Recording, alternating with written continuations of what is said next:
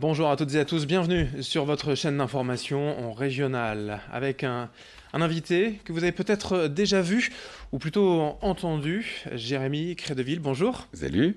Humoriste de la région de Lambersart, je crois me souvenir, en tout cas de la métropole lilloise à l'origine, c'est Ouais, ça? très bon souvenir, ouais, non, Voilà. ça, bravo.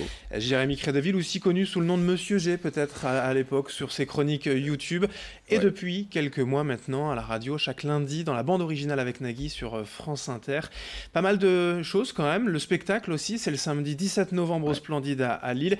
Jérémy Crédeville, mais le titre, en fait, on s'en fout. C'est ça, ouais, Voilà. ça s'appelle comme ça, en vrai, le titre, on s'en fout. Et pourquoi? Parce que c'est vrai, le titre, on s'en fout Bah vraiment? ouais, en fait, non, mais des fois, on se prend la tête sur une affiche, un titre de spectacle, et on oublie de fabriquer le spectacle. Et en fait, avec mon metteur en scène, on a fait l'inverse. On s'est dit, allez, on va construire le spectacle, et après, à un moment, on s'est dit, mais l'affiche et le titre. Bon, le titre, on s'en fout, et du coup, on a gardé ça. Ouais, ça montre aussi la personnalité du spectacle, finalement, votre personnalité sur scène. Ouais. Voilà, Monsieur G, un peu irrévérencieux, un peu provocateur, quoi. Oui, voilà, tout en étant, je sais pas, je dénonce rien, c'est jamais très méchant, hein, c'est trash, absurde, et on essaie de faire ça élégamment, ouais. La personnalité, je le disais encore, voilà, qui vous correspond quand même dans les chroniques de France Inter, mais aussi Hmm. sur scène. Voilà, c'est quand même assez provocateur. Ouais, ouais, ouais, mais alors c'est gentiment provocateur. Je cherche pas non plus à créer des émulations ou des scandales via la scène, hein, mais c'est ouais, c'est toujours ça taquine, c'est gentil. Ça, c'est important, forcément, dans l'humour, parce qu'on le dit toujours, hein, on peut plus rire de tout, etc. Ouais, alors c'est que c'est faux. En fait, on Voilà. peut rire de tout. Faut juste trouver la bonne manière de le faire et l'intelligence et de le faire. Enfin, faut que les gens captent le second degré. Si ça fait trop sérieux ou si on voit que c'est trop engagé et que la sensibilité est trop. Enfin, si on sent que c'est fait avec colère, ça fonctionne pas, quoi. Ouais, le premier degré, forcément, ça marche pas pour vous, puisque le spectacle précédent, c'était Jérémy Crédville parfait et aussi modeste. On Ouais. comprend bien, voilà, que c'est pas vrai. Enfin, Eh ben, pas tout le monde. C'est pour ça qu'on a aussi voulu partir dans une autre voie. Parce que, ouais, il y avait des gens qui prenaient vraiment ça au premier degré. Et moi, je ne m'étais pas dit, mince, quand tu vas voir un spectacle d'humour, forcément, c'est que tu prends du recul. Il y en a encore qui se disaient, bah, c'est un connard. Je le dis, pardon, à 1 heure de grande écoute. Ce garçon est méchant. Et en fait, non, non, non, non, c'est juste. oui, le spectacle, c'est pas non plus, en tout cas, ou même dans les chroniques, pas choquer juste pour le plaisir de choquer. Ouais, voilà, moi, j'aime bien chatouiller, moi. En fait, pour moi, je préfère un oh qu'un silence. Pour moi, un oh, ça vaut aussi un rire.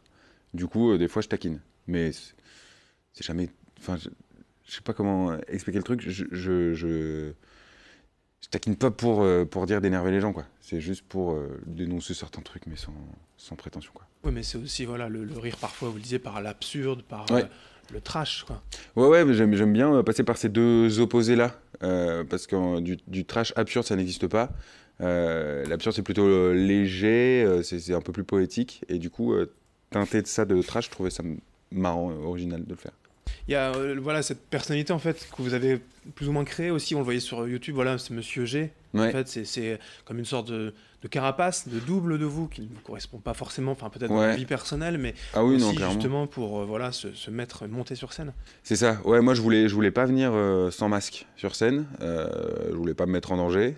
Je sais pas si c'était un manque de courage ou de la timidité. Et après, ouais, peu à peu, on se dit, bon, bah, on va peut-être un peu montrer de soi. Donc, j'enlève le masque de temps en temps, mais je le remets vite. Qu'est-ce qui vous inspire finalement, voilà, quand on dit on ne peut plus rire de tout aujourd'hui dans la société? C'est la société en elle-même? Ouais, oui, ouais, ouais, parce que c'est plus simple, en fait, de raconter ce qu'on vit et ce qu'on voit. Le truc, c'est d'essayer de trouver le point commun entre tout le monde sur une situation qu'on vit.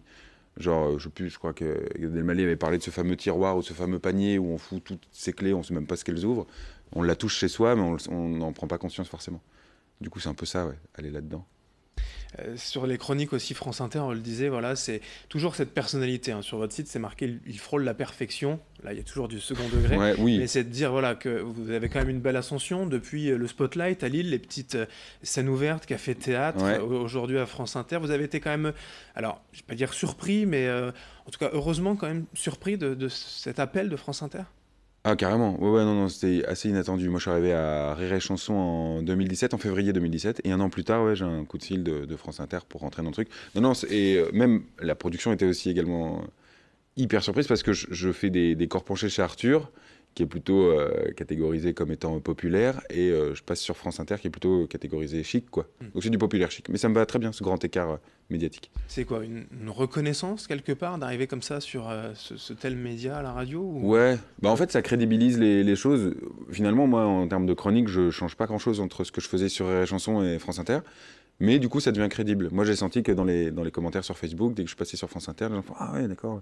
Ça commence à mettre du poids. C'est une ligne. C'est le truc qu'on met en gras sur un CV. Parce que France Inter, il y a quand même voilà, des sacrés clients qui sont passés Ouais. par là, justement, parler de Provoque. Ouais, Voilà, donc... on me le rappelle à chaque chronique. Hein, moi, sur YouTube, dès qu'il y a une chronique, mais n'importe quel chroniqueur aujourd'hui de France Inter, que ce soit Guillermo Guise, Marina Rollman, Sigrist ou Pasturo, à chaque fois dans les commentaires, rendez-nous Pierre-Emmanuel Barret. Mais allez le voir en spectacle si vous voulez. Enfin, plutôt que de le réclamer. En fait, c'est souvent différent de la scène quand même, l'écriture d'une chronique, l'écriture du spectacle. Ah ouais, totalement. Bah, en radio, tout ce qui est silence et tout, tu peux pas aller jouer. Tout ce qui est visuel, c'est compliqué à faire passer en radio. Et en spectacle, moi j'ai 1h20 pour faire passer un message entre guillemets. En chronique radio, on a entre 3 et 4 minutes. Donc le temps d'installation, il est moindre.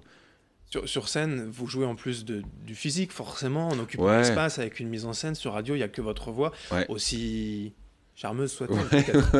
Ouais, ben voilà, c'est ce qu'on peut faire en radio. On peut jouer sur des intonations, machin comme ça. Mais ouais, non, l'exercice est beaucoup plus compliqué, les chroniques radio. Et puis en plus, des fois, on part dans un tunnel, l'animateur, où il y a des rires, où il te relance sur un truc, c'était pas prévu, donc ça te change d'axe de ta chronique. Enfin, c'est un Il y a d'autres projets quand même pour l'avenir, ou est-ce qu'on vous verra peut-être au cinéma, ailleurs? Ouais, Qu'est-ce que vous voilà. avez envie aussi de faire? Bah, petit à petit, les écrans s'agrandissent. Je suis passé par la bulle Internet, puis on passe par la télé. Et là, ouais, il y a peut-être du ciné qui se profile en 2019. Mais pour l'instant, je préfère...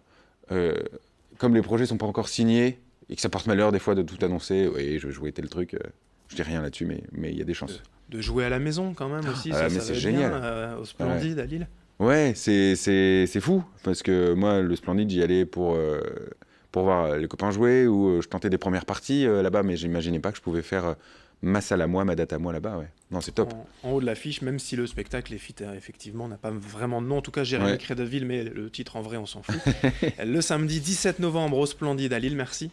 Mais merci à toi, à vous. Venu aujourd'hui pour présenter ce spectacle et votre actualité. Merci à vous de nous avoir suivis. Dans un instant, la suite est dès le prochain quart d'heure. Un nouveau point sur l'actualité régionale.